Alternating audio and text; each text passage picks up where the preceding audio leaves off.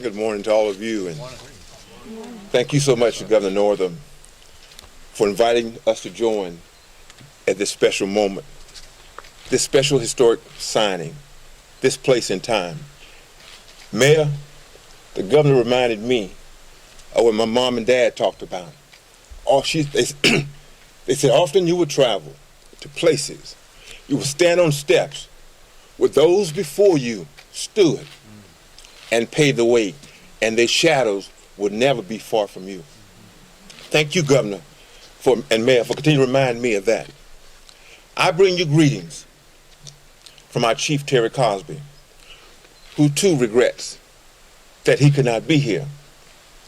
But he asked me, Secretary Ring, he asked me to convey to each of you his strong commitment at this very moment, at this very place, and at this point in time. And that what we're doing right here, Director, is so important to the future of the locally led conservation process,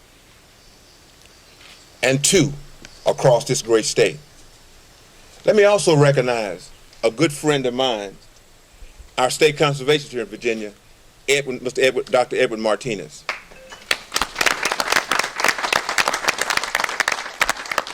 Edwin and Dr. Martinez's staff, Secretary Ring, are already fully engaged, Governor, in working together, building collaboration, fully engaged to move this effort forward. You know, the shared stewardship agreement actually formalizes a partnership between USDA and the Commonwealth of Virginia that has been going strong, Director Chrisman, for years, and promises to take those efforts to the next level. It allows all of us to conserve our natural resources, protect water quality, ensure biodiversity, and Mayor, leverage funding and help build our capacity right here in Virginia. You know, shared stewardship will strengthen existing collaborations. And when I think of collaborations, Dr. Martinez, I think about Secretary Ring. I think about Director Chrisman. I think about us here at this particular moment, at this particular place, doing what we do best, working together, making things happen. Thanks to you, Mr. Governor. You know, Associate Chief, forests are essential to the health of this critical watershed. While the state is now 60% forested, additional reforestation can further reduce pollution, restore ecosystems, and Virginia leads the Southeast region in developing those plans.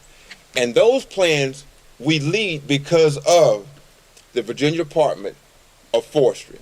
So at this moment, I want to thank the Virginia Department of Forestry.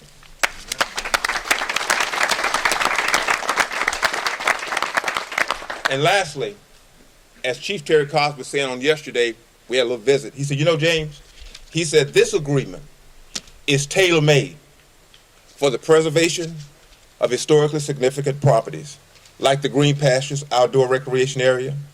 This very special piece of land highlights the benefit of targeting our combined efforts and our assets, our expertise, to achieve a common goal.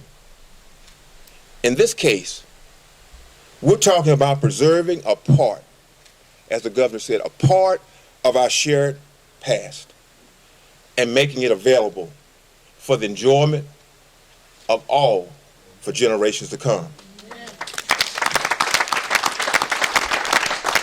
NRCS is pleased to join our sister agency, the USDA Forest Service, and all of you to renew our commitment to partner and to prioritize our programs based on Mayor local needs, and do that in every state and every county across the nation. Governor Northam, the Virginia Commonwealth, we look forward to a bright future together. And thanks to each of you for a tremendous partnership.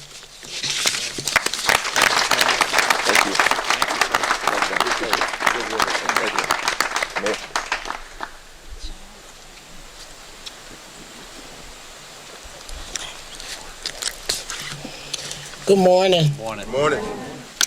Thank you all so much. Please accept my heartfelt gratitude for all the hard work and dedication that has led us here today to bear witness to what I'm calling a miracle in these mountains. Thank you. Some of my earliest and fondest memories are of coming here. My family, along with many other families, both near and far, would come here on Sundays and on the summer holidays. It was the 60s into the 70s when our car would turn off the main road and begin that loop into the park. Children covered the park, and all you could hear was their laughter. In the late 70s into the 80s, the downturn had begun, disrepair and neglect. The children, now teenagers and young adults, drove here to meet friends, cook out, and swim. In the 90s, the park was being swallowed up by overgrowth and snakes. That and the pungent smell of the stagnant water were a deterrent to many. By the 2000s, the park was all but abandoned due to desertion and federal resources being pulled to fight fires in the West. Only Steve Nicely and his family remain, continuing to volunteer their time and maintenance skills. In 2017, I came back to Green Pastures and heard a voice as one crying in the wilderness, "We have to save this park. This is our history." That's when I, now a retiree, learned that in 1937, the Clifton Forge chapter of the NAACP and the Reverend F.H. Austin, former pastor of First Baptist Church in Clifton Forge, petitioned the federal government for a place for African Americans to recreate, as blacks were not welcome at state parks. The late Dr. Calvin Andre McClinton's clarion call motivated and propelled a very large and diverse group of people into action. Local, state, and federal governments, historians, writers, churches, area schools, Good Samaritans, friends, and the media. We told our stories and shared our love for this beautiful cutout in the Allegheny Highlands. Our voices were heard. Thank you, Governor. And now we stand here, 4 years later, connecting the past with the future.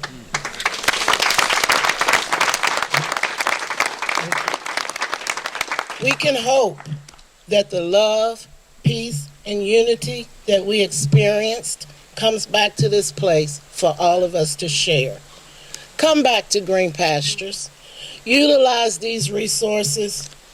Enjoy once again this piece of history and witness this miracle in the mountains for many years to come. Thank you.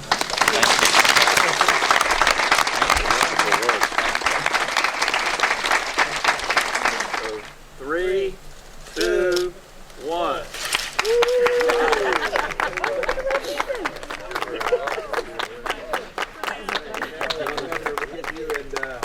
Angela and James. Thank you all so much.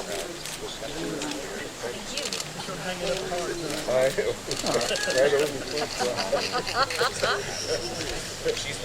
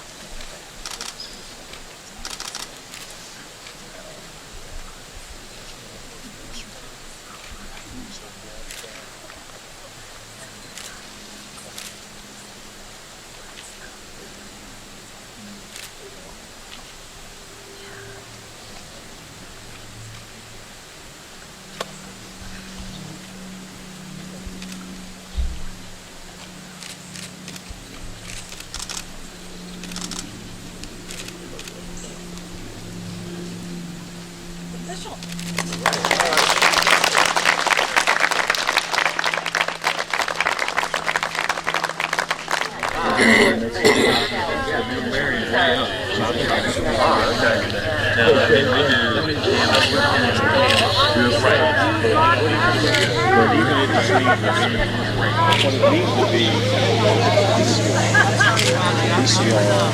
Every time you come on, she says, I love her.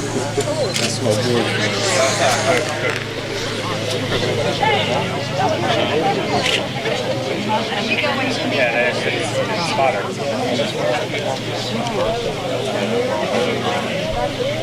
Did you meet Dan? No, she's over there.